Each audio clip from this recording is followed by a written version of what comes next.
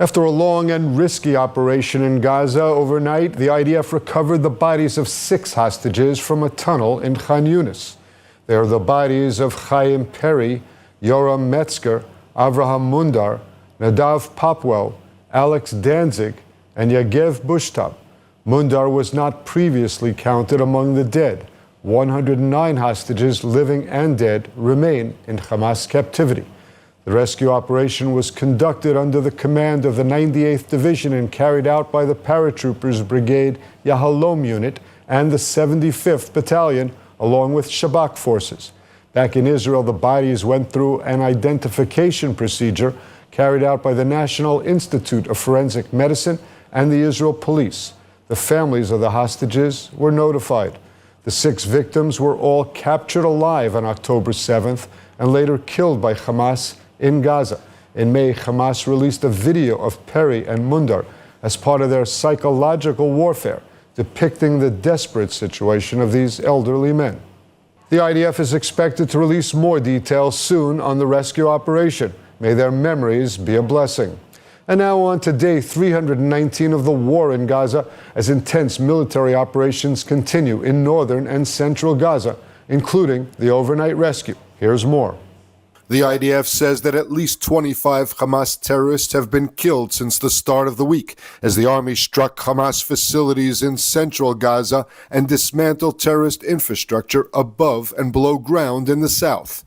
Troops from the 7th Brigade expanded the operation in the Gaza Strip to the Khan Yunis area and the outskirts of Deir al-Balach. The troops are eliminating terrorists and destroying combat compounds above and below ground. In one compound, troops from the 603rd Battalion located dozens of rocket launchers and several anti-tank missiles. With intelligence guidance, the 603rd Battalion and the Yahalom unit located and destroyed an underground tunnel route approximately a kilometer and a half long.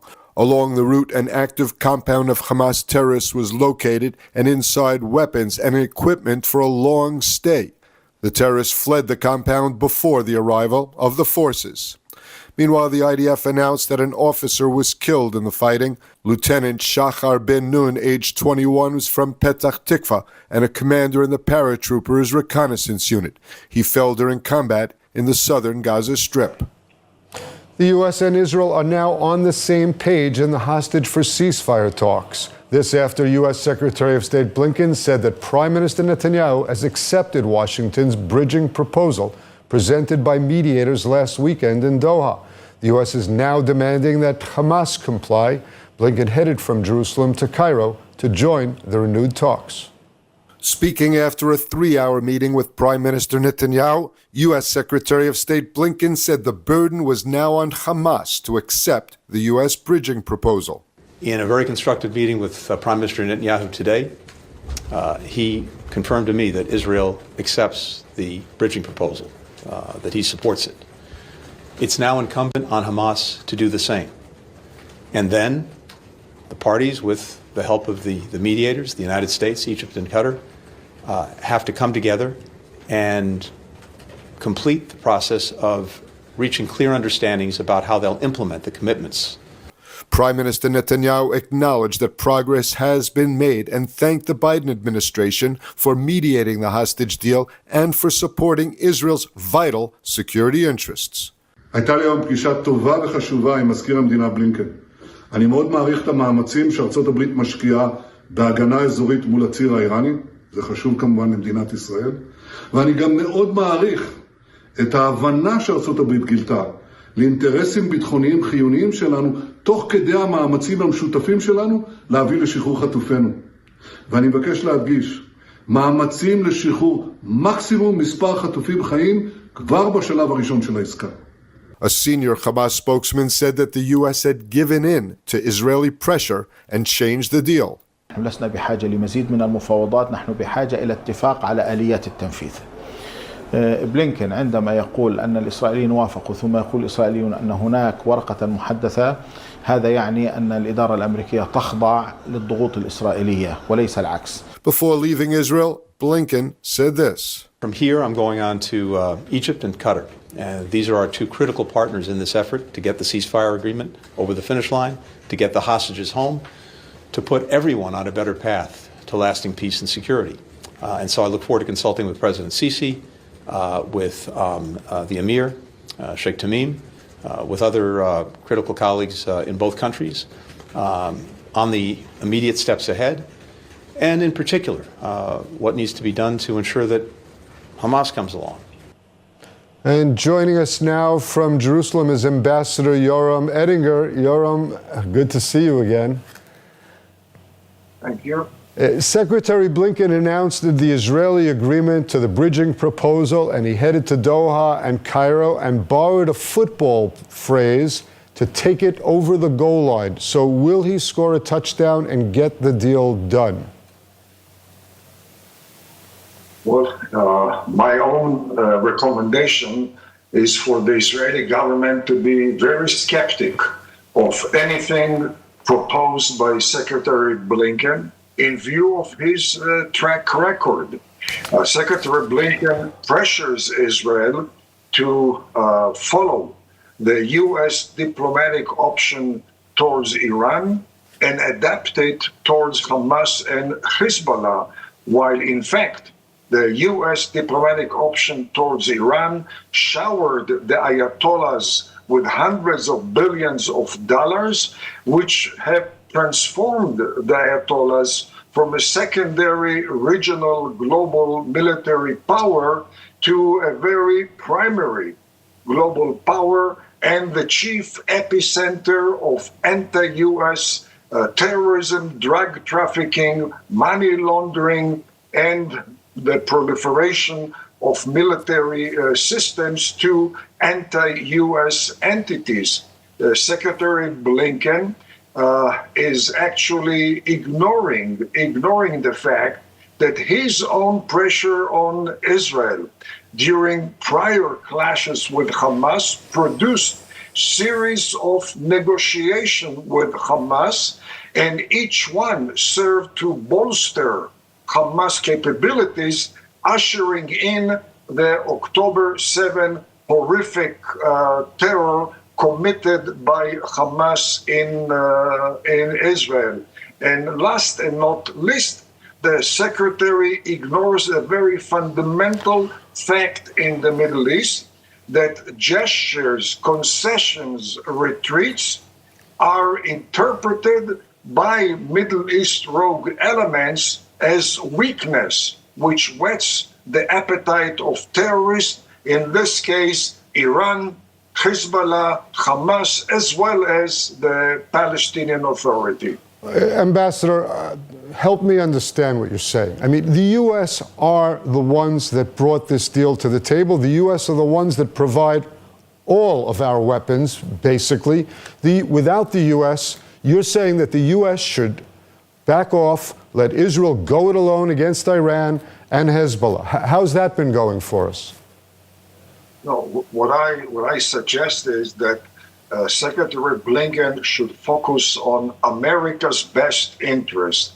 And America's best interest. But you're going to tell Blinken what his best interests are, what the United States' best interests are? I think they know themselves what their own best interests are, and they're trying to express them to us. Well, we have seen the misinterpretation or the self-destructive interpretation of American interest in Afghanistan. We have seen it way back when Ayatollah Khomeini took over Iran with the blessing of the USA. We have seen it with the US supporting the Mujahideen in their war against Soviet military, expelling the Soviets from Afghanistan, and in return, as expected, they haunted the USA. So let me just understand, Ambassador, you're essentially saying the best thing for Israel to do right now is wait out the U.S. election. Maybe the Republicans will be elected, Trump will be in office, and then there'll be a better policy that the U.S. And Israel can be on better terms and go forward together. Is that what you're suggesting? No, what I'm saying is that before accepting any proposal by Secretary Blinken, Israel should do the fundamental study, namely, what's the track record of Secretary Blinken's proposals? Secretary Blinken, for instance, played a key role in the betrayal of pro-U.S. Mubarak in Egypt and support facilitating the rise to power in Egypt of anti-U.S. Muslim Brotherhood. Secretary Blinken played a key role in orchestrating the U.S.-led NATO military offensive against Gaddafi of Libya, which transformed Libya from a country fighting Islamic terrorism to a chaotic country, a major platform of anti-American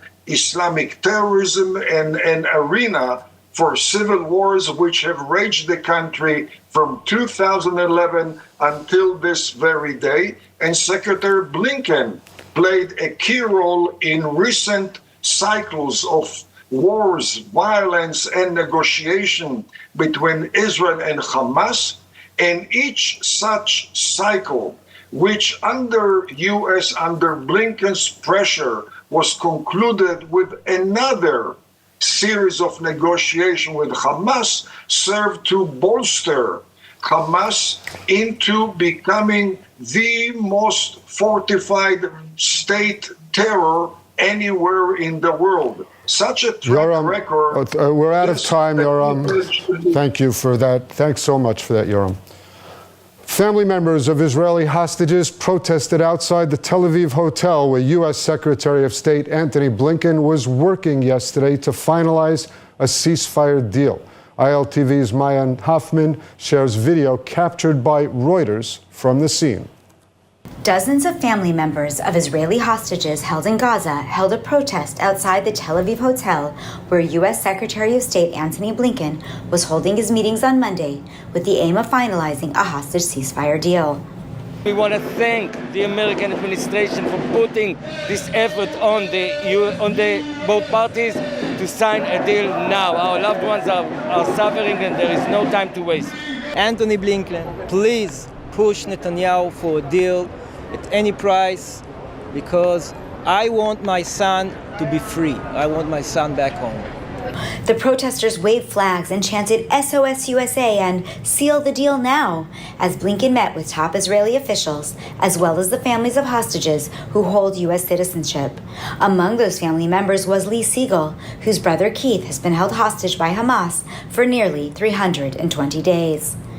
We had a meeting that provided information.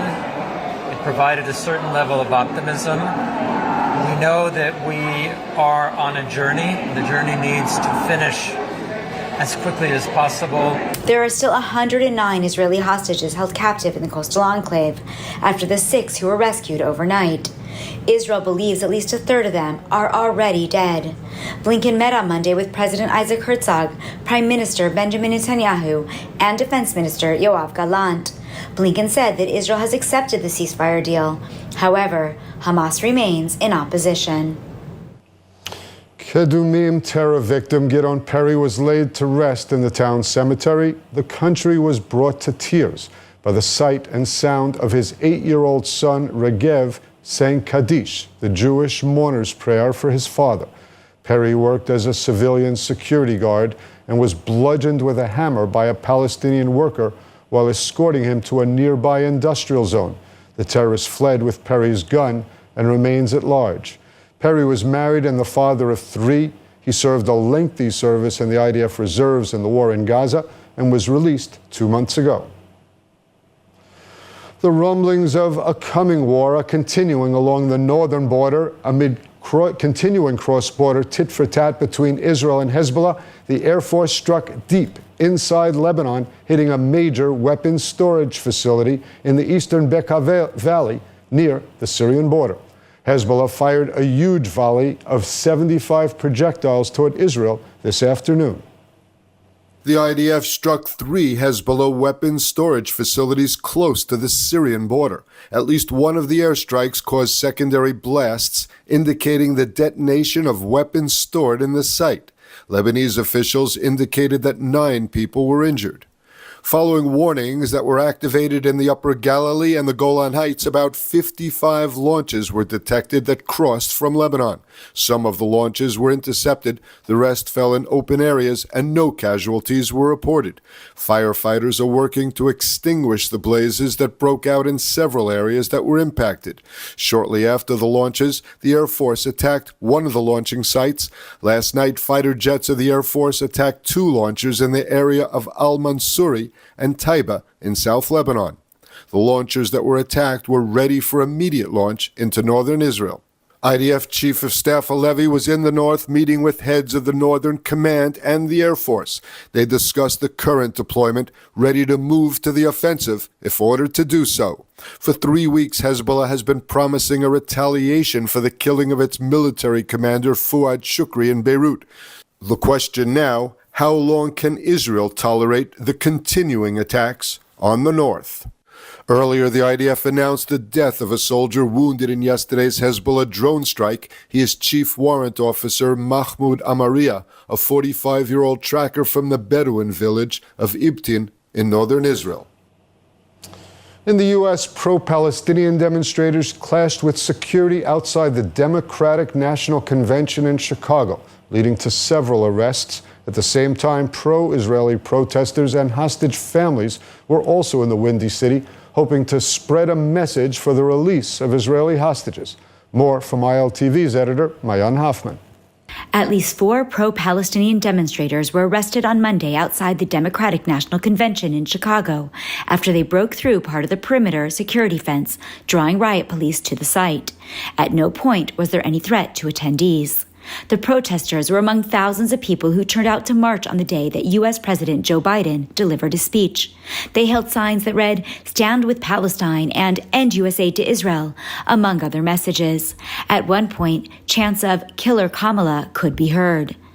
Kamala Harris has expressed her sympathies for the Palestinian people and what they're going through, but nice words is not enough. We want action, and that's why we're here saying that she should call for an arms embargo. She should say that the United States should not be giving this rock-solid support to Israel.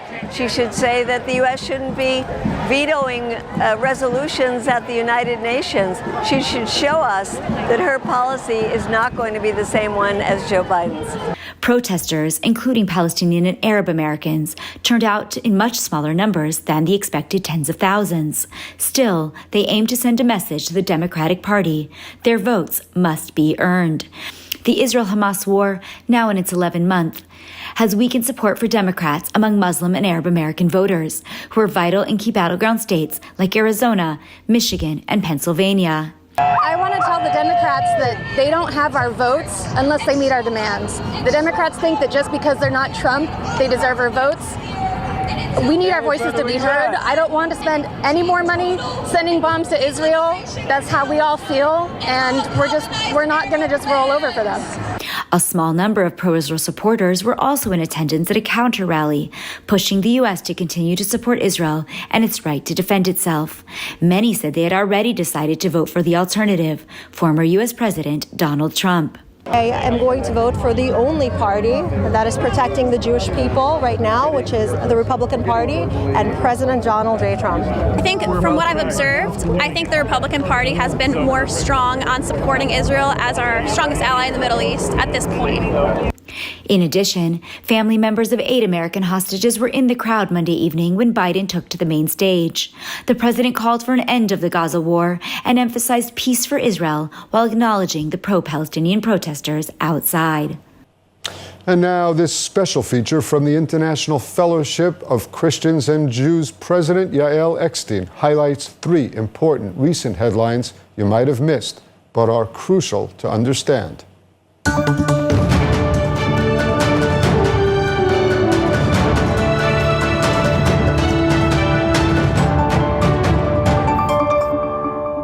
Shalom, my friends, from here in the Holy Land. I'm Yael Eckstein, and here are 3 things that you should know about Israel this week. Number 1, Israel is on high alert as Iran and their proxy terrorist armies are threatening to attack Israel in an unprecedented attack. Hezbollah has said that it is going to bring the war with Israel to a new stage, with thousands of rockets and suicide drones pointing towards the Holy Land. We are preparing, we are praying, and we are believing that light will always outshine the darkness. And ultimately, Israel will be protected. Israel will be safe. Number 2, in some positive news, Israelis across the country stood together to mark Ariel Bibas's 5th birthday. Ariel is celebrating this birthday in Hamas captivity. Him and his younger brother, just 1 year old, together with their parents, were taken hostage from their house by Hamas terrorists on October 7th. Israelis across the country have baked birthday cakes, are blowing out candles, are releasing balloons, all with the prayer that he will be released soon back to Israel, along with the other 120 hostages. Happy birthday, Ariel. We will never stop praying and acting for your immediate return. And number 3, in some fellowship news, the International Fellowship of Christians and Jews is working around the clock and against the clock in order to provide food boxes to bomb shelters in anticipation of an attack from Iran and Hezbollah. We have packed and delivered over 10,000 food boxes across Israel, and especially on the borders that are most at risk. The fellowship is there to help the weakest and the most vulnerable who are in public shelters and don't have food or water. We are there to tell them that they are not alone. Well, there you have it, my friends. Those are 3 things that you now know about Israel this week. Join me next week, same place, same time, for more up-to-date news on what's happening in the Holy Land. Shalom.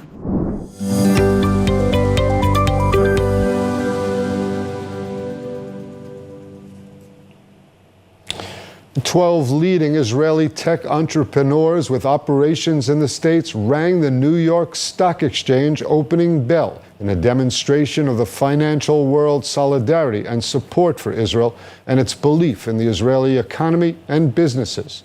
The event was organized by Israeli Mapped in New York and its founder, Guy Franklin. The entrepreneurs came from key industries, including cybersecurity, artificial intelligence, fintech, media, and more.